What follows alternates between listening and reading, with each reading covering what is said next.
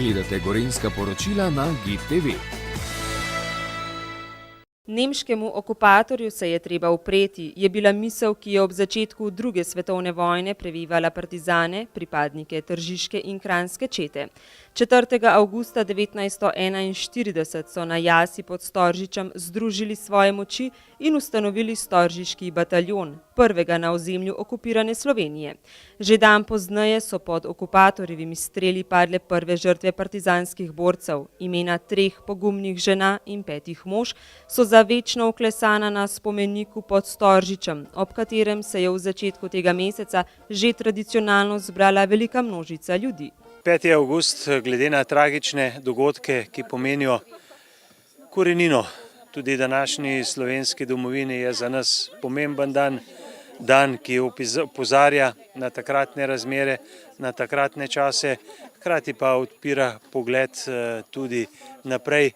Ne gre pozabiti, da so Tržičani v času druge svetovne vojne izgubili življenje tudi na številnih drugih lokacijah po Sloveniji in po Gorenjski, zato da danes imamo svojo državo, da govorimo slovensko.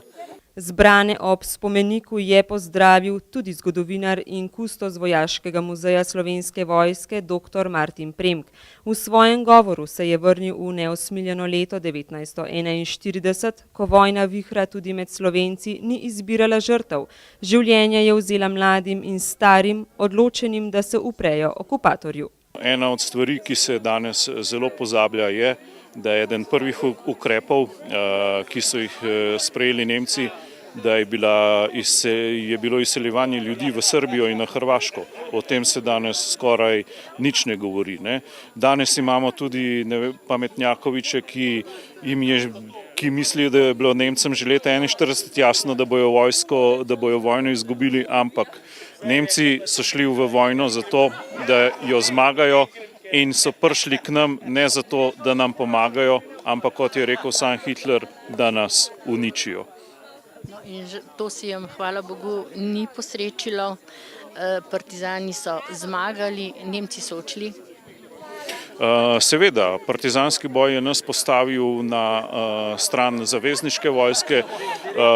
Jugoslovanska in slovenska partizanska vojska sta bili enakopravni zavezniški vojski in vemo, da med drugo svetovno vojno smo imeli samo 2 vojaška tabora, zaveznike in fašistične sile osi.